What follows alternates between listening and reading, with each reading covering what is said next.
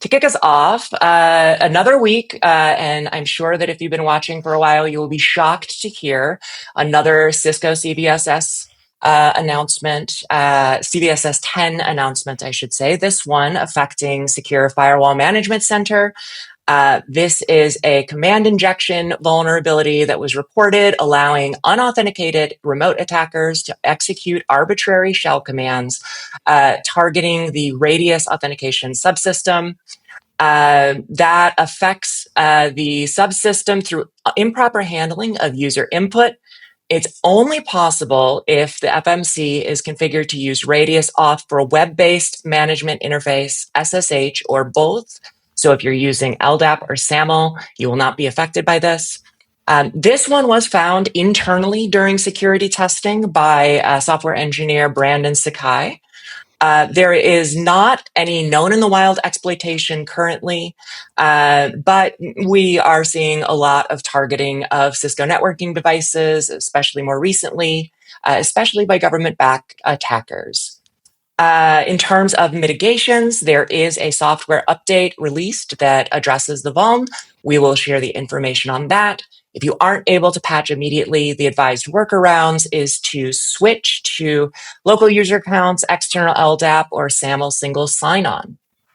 So to kick us off, gentlemen, I know there's been a number of CVSS 10 vulns just in the last several months. I think that we've been averaging one every couple of weeks. At what point, does a pattern of issues raise the question of whether the vendor continues to be a reliable choice? And does it help that this was caught through internal research rather than discovered through exploitation? Yeah, so for me, I mean, in my opinion, it does help a little bit that it was discovered internally. We, at least internally by Cisco researchers over there. There was I don't know if there's been a week or an extended amount of time that we haven't gotten FortiGate. I don't want to pick on anyone in particular, but I feel like the vibe I get from FortiGate is they just keep getting popped by these things, and they don't even have it's more like there's so much work that's getting piled on for them. They can't even get through the old stuff that they're getting, and then they don't even have time to do research to figure out the new stuff that they should be looking at. So I'll give props to Cisco a little bit here that they do have a lot of things going on, but it appears at least they're at least trying to take some steps to see stuff before they're told by external researchers FortiGate is happening going on. And I guarantee as far as what they're trying to do, they're trying to do the right thing. They're trying to communicate. I don't want to get on their case for being oh, you have all these CVSS 10s, that's a big problem. At least they're being somewhat transparent about it. They're not afraid to be detailed about it. I do like the write-ups that they provide. And I can also guarantee that in terms of this being evidence to move to another vendor or something, and being oh, I'm scared about their next CVSS 10. I guarantee other vendors are in a similar boat, but the spotlight just isn't on them yet.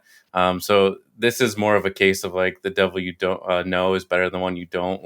I'm always hesitant to just jump boats when CVSS scores or vulns come around, just because that's just the state of the business. And it's by the time you get done migrating to another vendor, that other vendor is going to be in the spotlight, and then you're going to be well, now who do I switch to now that this new vendor's got all these vulns?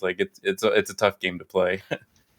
And Cisco's a company built by acquisition, and the Talos group does get a lot of free reign just to go poke at everything. So, like you said, hats off to them going, because that team's just going, oh, what'd you guys buy that we can break? What's the new toy you got, and can we poke at it? Oh, look, OWASP top 10 lists. We'll just hit that and see unauthenticated input? That sounds fun. Yeah, absolutely. And I think you alluded to it, Jake. Other vendors are probably in the same boat. It's just not public yet. From doing some reading, it seems like a lot of Radius implementations are the same vendor to vendor. So it'll be interesting to see if FortiGate, for example, pops up in the CVE or a different one coming down the road. They just had a one in their FortiSIM, so that just got dropped. Watchtower Labs did a good write-up on just how bad it is. Yep. And I think you hit the nail on the head there, Jake, that, it's better to know about the problems than discover that they're out there. I think it's also noteworthy that aside from a couple instances of the hard-coded credentials, which kind of by their nature is not really something that you can fix, these have been different issues. We aren't seeing just the same issue popping up across different product lines and only getting addressed as it becomes a problem. So I think that, that's a good consideration there.